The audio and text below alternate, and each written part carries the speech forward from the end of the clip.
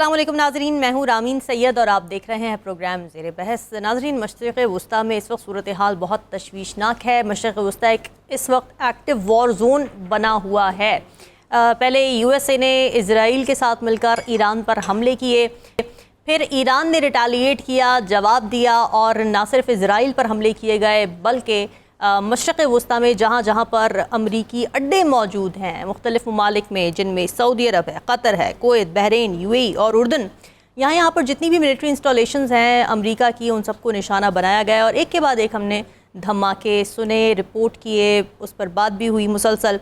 अब इस वक्त सिचुएशन ये है कि ज़ाहिर पाकिस्तान के लिए भी एक डिफ़िकल्ट सिचुएशन है कि पाकिस्तान क्या करे, मजम्मत तो की गई है बट अल्टीमेटली जो वर्ल्ड पावर्स हैं, मुख्तलिफ़ ममालिक हैं, वो क्या कर सकते हैं सिचुएशन में।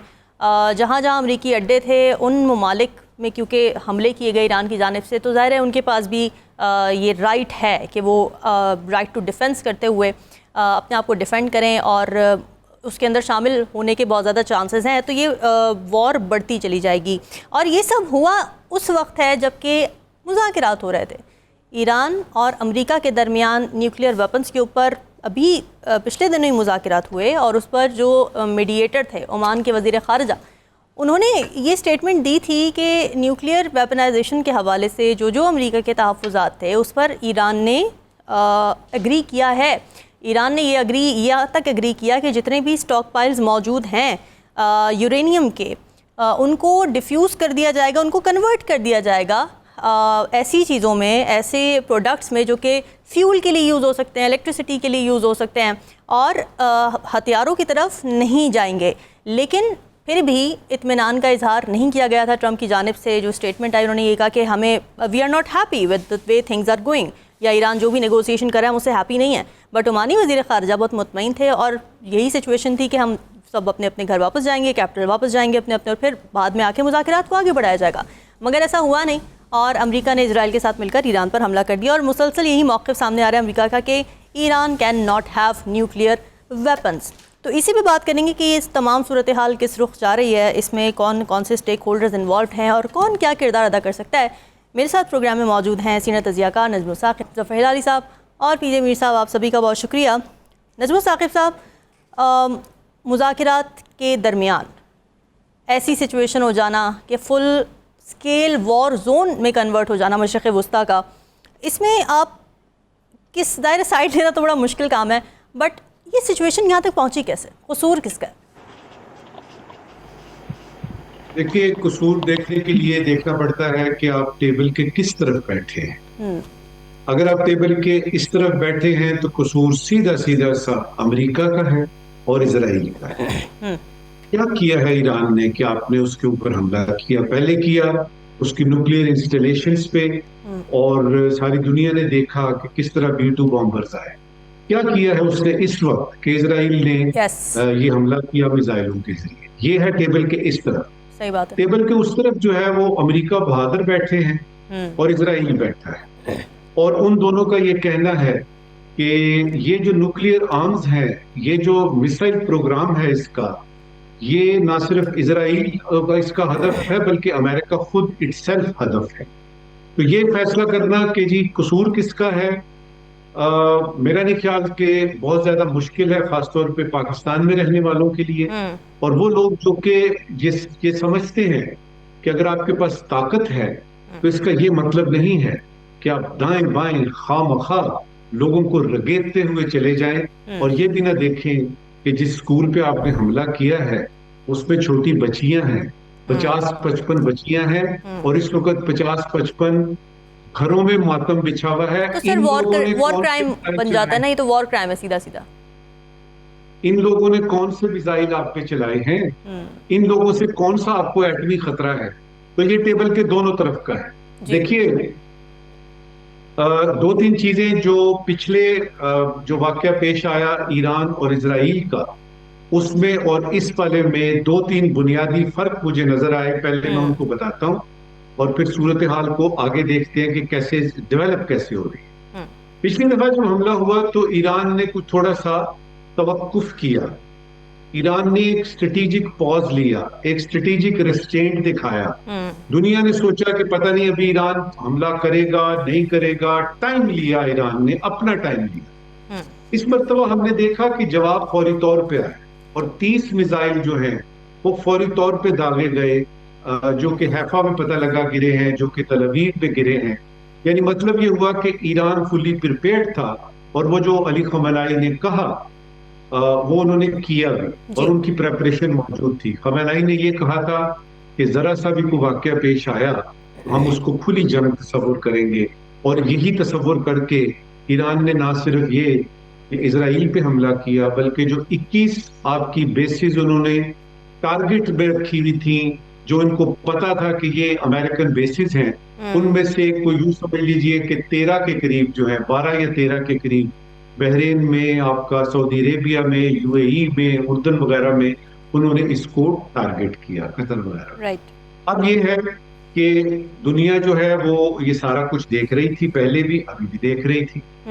इस दफा ये हुआ कि चूंकि सबको पता था कि ये एक सिंबॉलिक और पॉस्चरिंग है। याद रखिएगा कि अभी तक जो सूरत हाल आई है उसमें हमें सिर्फ ये पता लगा है कि पहले की तरह अभी भी इजराइल ने टारगेट किया, और इस दफा टारगेट कौन था? इस दफा टारगेट की जो है वो थी आपकी ईरान की जो क़यादत है, जिसमें उधर के सदर हैं, लारजानी साहब हैं, और बाकी लोग हैं, आर्मी चीफ वगैरह।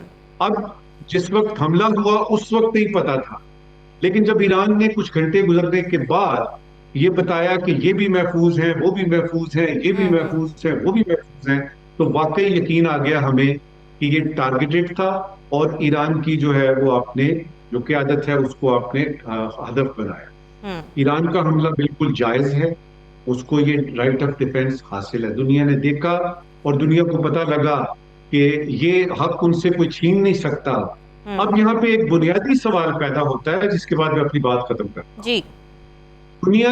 दुनिया ने कर दिया, रूस ने तो बल्कि मुतालबा कर दिया, रूस ने मुतालबा किया है, उसने मुजम्मत नहीं की, उसने अमेरिका और इजराइल से मुतालबा किया है, डिमांड किया है कि इसको बंद किया जाए। इसका मतलब ये है कि वो अमेरिका और इजराइल को एग्रेसिव समझता है। ट्रंप ने एक अजीबोगरीब बात की तरफ इशारा किया, जो कि अभी चूंकि चल रहा है ईरान का ये सारा जवाबी हमला, तो उनकी उसकी तवक्को देखिए। उन्होंने कहा कि दुनिया को तीसरी आलमी जंग का खतरा है।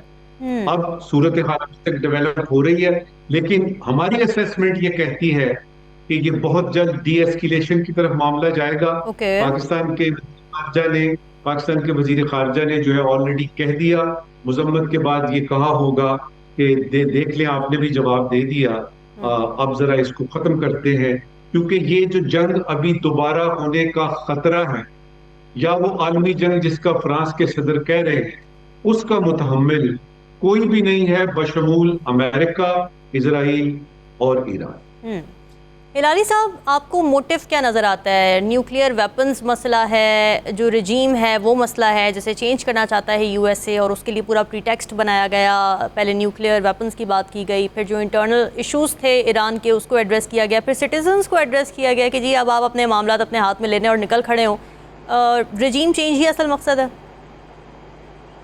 अगर आपकी इजाजत से आपका सवाल के जवाब पे मैं आऊंगा, मगर मैं आपको बता दूं जो आज हमें पता चला है, जो एक अमेरिकन पेपर में हेडलाइंस हैं, और वो ये है कि ये सब झूठ है कि ईरान दिनों में बम बना सकता है। ये झूठ है कि उनके पास सफिशिएंट एनरिच्ड यूरेनियम है बनाने के लिए। ये झूठ है कि उसके पास, ईरान के पास लॉन्ग रेंज मिसाइल है जो या कुछ दिनों में होगा जो अमेरिका तक पहुंच सके। ये तीनों चीजें जो हैं ये झूठ हैं। ये उतने बड़े झूठ हैं जो एक जमाने में आपको याद होगा कि बुश के ज़माने में लोग कहते थे कि weapons of mass destruction Saddam Hussain ने बना के रखा हुआ है, लिहाजा अमेरिका ने कहा अभी हमें जाना पड़ेगा। All three things were wrong. वो Iran has not resumed enrichment, वो कभी रिज्यूम किया ही नहीं। ना उसके पास रामीन डेटोनेशन मैकेनिज्म था बम का। इन अदर वर्ड्स, अगर भी बम था, अगर भी इतना जो नहीं था, not sufficient material, not sufficient delivery, not sufficient time, तो अगर भी वो सब चीज था और बम बना सकता, उनके पास वो बम का डेटोनेशन मैकेनिज्म जो होता है वो नहीं था। और एनरिच्ड यूरेनियम जो इन लोग कह रहे थे बहुत हो गया 400 किले है, वो किधर था? That remained buried under the ground, जो पहले अटैक हुआ था नेटान्स पे, फोर्डो पे और इस्फहान पे। तो इन अदर वर्ड्स ये सब झूठ के वो तैयार है और बस चलो चलो चलो जल्दी से इनको करो, नहीं तो ये बम बना देंगे और हमारे पे फेंक देंगे।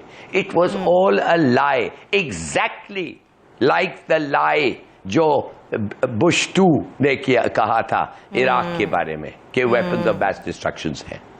तो ये लेट्स बी क्लियर, ये इनका एक पुराना प्लान है, ये झूठ पे मुब्तला, everything was built on a lie. तो अब आपका जो सवाल है, फिर इसमें सवाल है झूठ बोलने की जरूरत क्या क्यों पड़ी? क्या रिजीम चेंज चाहते हैं वो, या सिर्फ न्यूक्लियर वेपन्स के खिलाफ ही उनका एक मोटिव नजर आता है? फिर लाइज, व्हाई दीज लाइज? नहीं, रेजिम चेंज वो why these lies, very simple, ये था मौका। ट्रंप एंड नेतन्याहू ये दोनों चाहते थे ऐसा कुछ हो। ट्रंप, रामीन मैंने पहले बताया था ये जो आज के प्रोग्राम्स पे कि 18 सीट्स हैं in the house, in the senate, in the senate, 18 seats for mid term elections in the senate depend on ये गुड ये जो व्हाट हैपन्स इन ईरान। और अगर अमेरिकन रिपब्लिकन पार्टी के जो लोग हैं, जो वोटर हैं, वो रिपब्लिकन पार्टी के नहीं voter, sorry I beg your pardon, पूरे अमेरिकन वोटर जो है, अगर वो फैसला करता है कि जो इन्होंने किया है ईरान के खिलाफ वो ठीक है और वो 18 सीट्स अगर ट्रंप मेंटेन करें तो फिर ट्रंप जो है वो मेजॉरिटी ऑफ सीट्स उसके पास होंगे इन द सेनेट, और फिर अगर वो लेजिस्लेशन पास कर रहे हैं तो वो पास हो जाएगा। In other words he will be effective as a ruler. मगर अगर लोगों को पता चला कि यार ये जो सब चीज हुआ है ये एक झूठ है और ये इन्होंने ठीक नहीं किया, माने American didn't want a war, but they were prepared. अगर जंग, if it was based on truth कि उनके पास ये सब है, so they would have supported the winner, supported Trump, and he would have remained in possession of 18 streets. मगर अगर वो 18 सीट्स में से कोई चले जाए या 18 सीट्स चले जाएं, और जो हो सकता है, अभी भी हो सकता है, तो फिर ट्रंप जो है एक लेम डक प्रेसिडेंट बन जाएगा। उसके पास कोई अथॉरिटी नहीं होगी, उसके पास सीट्स और वोट्स नहीं होंगे, सॉरी सीट्स नहीं, वोट्स नहीं होंगे इन द अपर हाउस। तो कहने की बात यह है कि ये उसके पास एक मौका था, from being useless president, a powerless president, to being an effective president. तो इन्होंने ये रिस्क लिया। और नेतन्याहू के तो अपने रीजंस थे क्यों वो चाहता था कि इस वक्त जंग हो, और why it is absolutely vital कि वो जंग इन लोग जीते, कि he can go back to the Israeli electorate and said ठीक है यार, मैं अगर करप्ट हूं तो हूं, मगर मैंने तुम्हें ये जिताया जंग। मीर साहब, वही फिर बात आ जाती है यहाँ पे कि आपके नज़दीक इन अटैक्स के, इस फुल स्केल वॉर खोलने के, डिस्पाइट ऑफ द फैक्ट के मुज़ाकरात हो रहे थे, बातचीत हो रही थी, एक डील पर पहुँचने वाले थे जो ज़राए रिपोर्ट कर रहे थे, क्यों किया गया ये? सबसे पहले आप अपने दिमागों में डाल दें कि ये जो सदर है ये बहुत झूठा आदमी है। हाँ, ये बात तो He is the biggest liar of all times। सही बात है। अब मैं आपको इसके 2-3 एंगल्स हैं। एक, जी, अमेरिका ने सबक सीखा है सेकेंड वर्ल्ड वॉर से कि जब उस पे पर्ल हार्बर पे अटैक होता है जी, जी, और उनके शोर्स के ऊपर जापानीज आ जाते हैं, कामिकाजीज, उसके बाद और उससे पहले मॉनरो डॉक्ट्रिन वो आपके सामने आज ग्रीनलैंड के शक्ल में नजर आ रहे हैं। ये कभी नहीं चाहेंगे कि अमेरिका के ऊपर डायरेक्ट अटैक आ जाए। वहाँ सबवर्सिव एक्टिविटीज बढ़ी हुई हैं, सेकेंड वर्ल्ड वॉर में जर्मन थे, कम्युनिस्ट थे एंड ऑल दैट, लेकिन ये अमेरिकन सॉइल के ऊपर कभी अटैक नहीं हुआ है। अब ये क्या करते हैं, ये बेसिस बना लेते हैं, ये जो 7 बेसिस बनाए हैं ये मिडिल ईस्ट में। अब आप मुझे बताएं रामीन, मैं आपको सवाल करता हूं कि मैं आप पे बम मारता हूं, मिसाइल मारता हूं, आप जहां बैठी हैं तो आपने वहीं रिटेलिएट करना है ना, करेंगी ना वहीं से। बिल्कुल। अब बात यह है कि अगर आप ईरान पे मारेंगे, ईरान तो सबसे पहले इनको मारेगा, जो कि हमने पहले कहा है, मैंने कहा कि रीजनल वॉरफेयर आप शुरू कर रहे हैं। तो America started a regional war at there expense.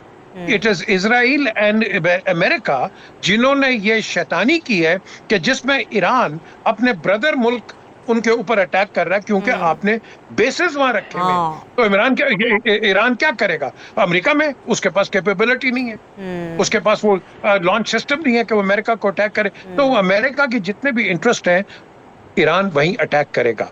एक दूसरी चीज ये है, इनकी स्ट्रेटेजिक इनका कैंपेन क्या है? इज इट टू ये जो एनरिचमेंट है ये न्यूक्लियर यूरेनियम की, ये रेजिम चेंज? एग्जैक्टली। मुझे बताओ कि आज यही पूरे इंटरनेशनल मीडिया के ऊपर पूछा जा रहा है, आपके पास कांग्रेस की असेंट है क्या आप अटैक करें? आपके पास प्रेसिडेंशियल पावर्स वहीं आ सकती हैं कि जब America is under attack. America was never under attack, it was America and Israel who attacked Iran. Iran never attacked America.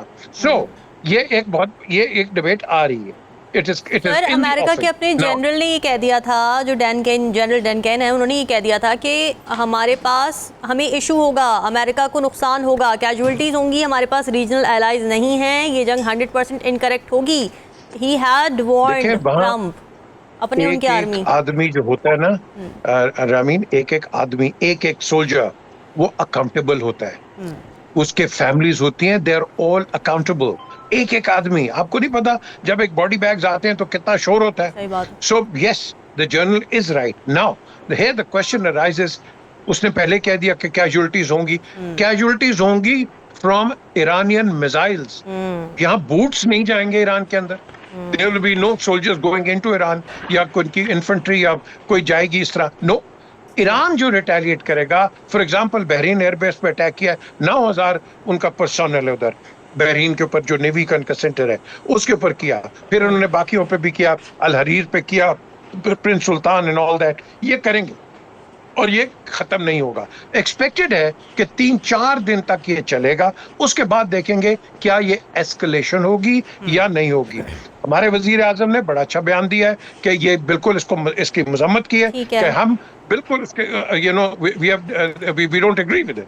Britain ने भी कह दिया है कि भाई they are not part of it. So इस वक्त America is playing a game, a patience game, कि क्या ईरान यील्ड कर जाता है या नवीद पे एज आई स्पीक अभी भी उनके मिसाइल्स जा रहे हैं, उनके जो डिफेंस सिस्टम अच्छा है लेकिन फिर भी वो इन्फिल्ट्रेट कर रहे हैं। एक जगह है जो कि मैंने खुद जाके देखी हुई है, it's a place called Haifa. Haifa के अंदर इनका न्यूक्लियर रिएक्टर है जिसको 1.5 महीना लगता है टू नीचे उसको लेके आओ। पूरी कोशिश करेगा ईरान। अब मुझे नहीं पता कि हिजबुल्ला अटैक करता है नहीं करता है, बिकॉज हिजबुल्ला इस वक्त right now is very quite.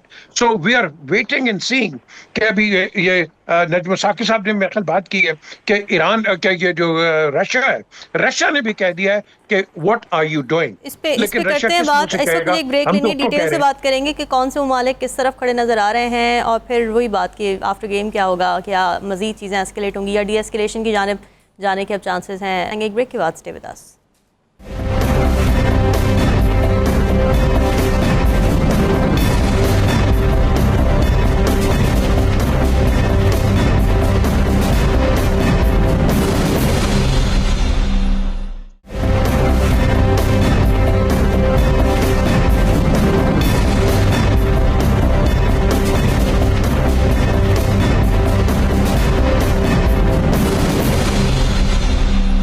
Programme में नाज़रीन एक बार फिर आपको खुशामदीद। ज़फ़र इलाही साहब, एक सवाल यहाँ पर ये पैदा होता है कि जिन ममालिक में अमरीकी अड्डे मौजूद हैं जहाँ पर ईरान की जानिब से हमले किए गए हैं, क्या वो ममालिक भी अब क्योंकि उनकी सरजमीन इस्तेमाल हुई है और उनकी सरजमीन की खिलाफ वर्जी भी हुई है एक तरह से देखा जाए, तो क्या वो भी रिटेलिएट करने का राइट महफूज रखते हैं और आपको लगता है वो भी आएंगे अब इस जंग में?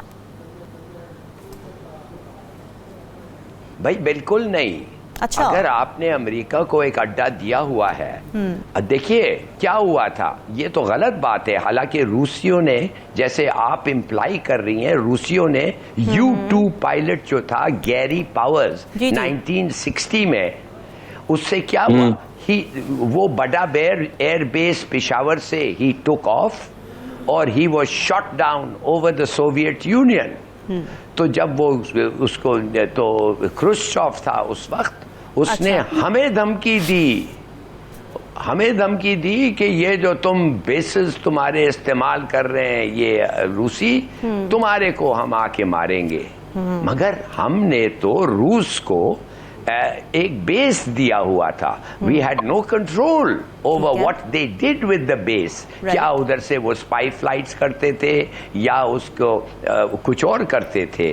तो अगर कतर ने एक बेस दे दिया है अमेरिकनों को, तो it is America which is responsible कि उस बेस से किस किस्म का हवाई जहाज और क्या करते हैं ऑन द बेस।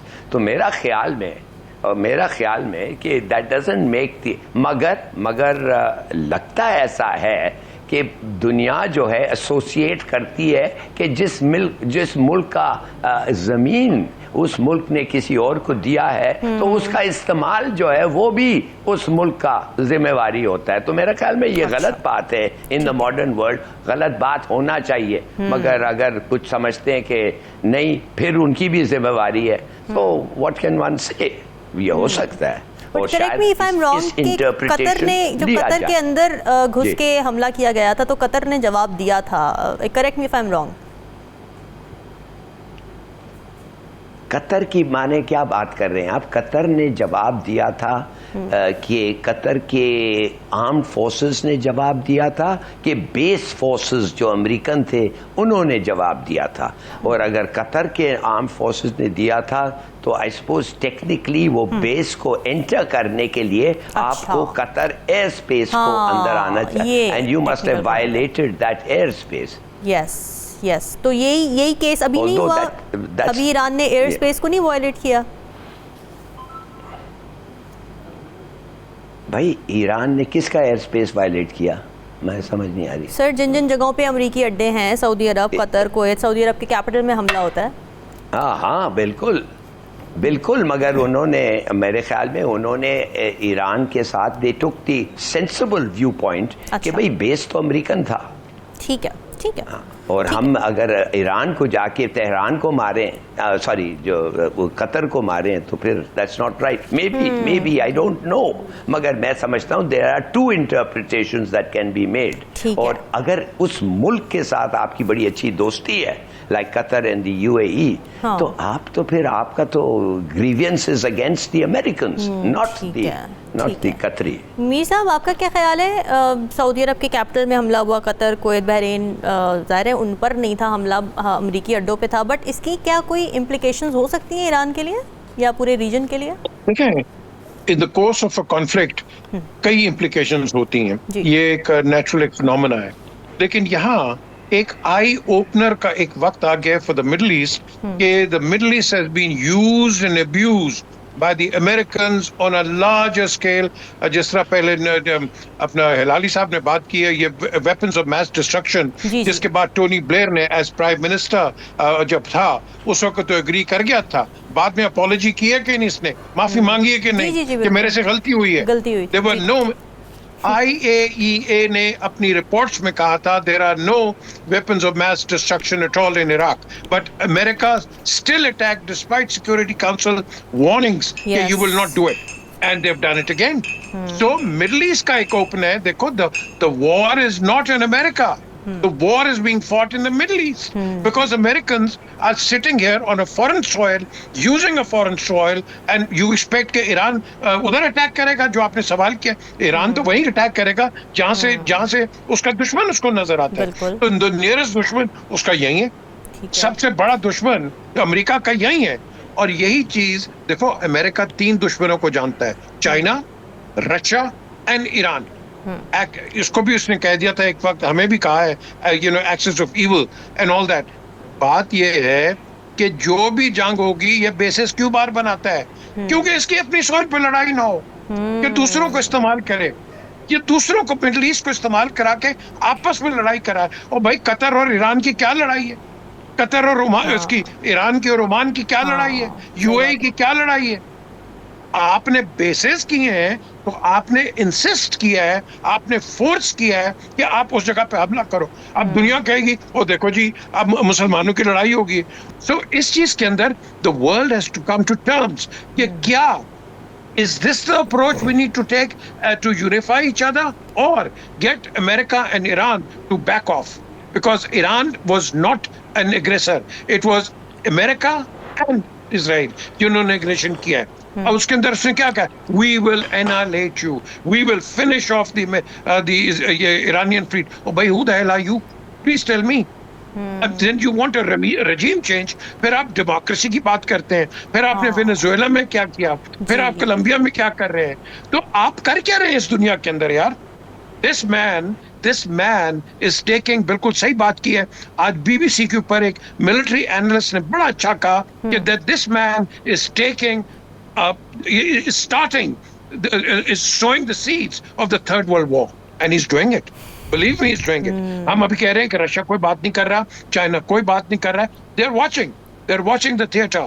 ये थिएटर जब एक्सपैंड होगा फिर आप देखोगे, क्योंकि सबसे बड़ा इस वक्त एक छोटी इकोनॉमी बड़ी है इजराइल की, इजराइल को सबसे बड़ा इकोनॉमिक नुकसान हो रहा है। उसके बाद स्ट्रेट ऑफ हॉर्मज से अभी आपने देखा है कि तेल दब जा रहा है कि एस्केलेशन होगी, तेल बंद हो जाएगा।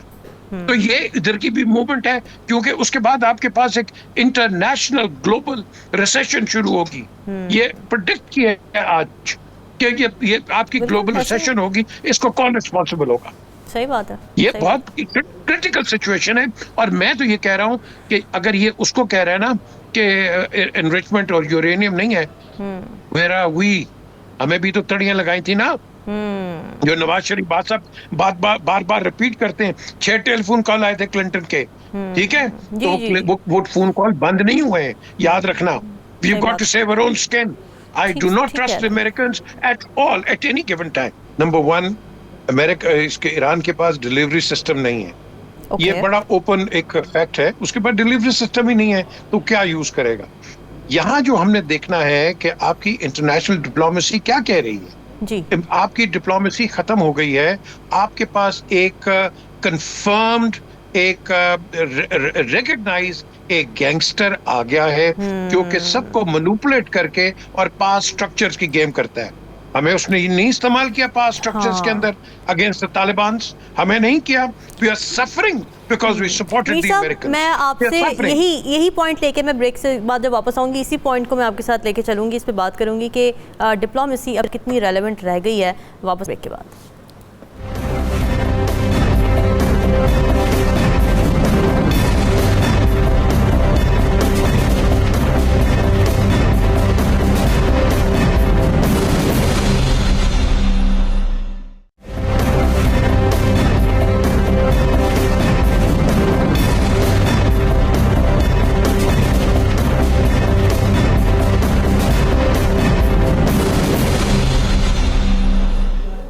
वेलकम बैक जी। पीजे मीर साहब, आप जो बात कर रहे थे और जो हुआ भी, सर्कमस्टांसेस भी जो थे कि मुज़ाकरात हो रहे हैं, डिप्लोमेसी हो रही है और उसके दरमियान में जंग छिड़ जाती है, तो क्या हम ये कह सकते हैं कि डिप्लोमेसी और रैशनैलिटी बिल्कुल अब इररेलेवेंट हो चुके हैं और जो अग्रेसर है उसने वही करना है जो उसने करना है, जो वो चाहता है, जो उसकी मंशा है, जो भी ऑप्शन हो उसकी टेबल पे?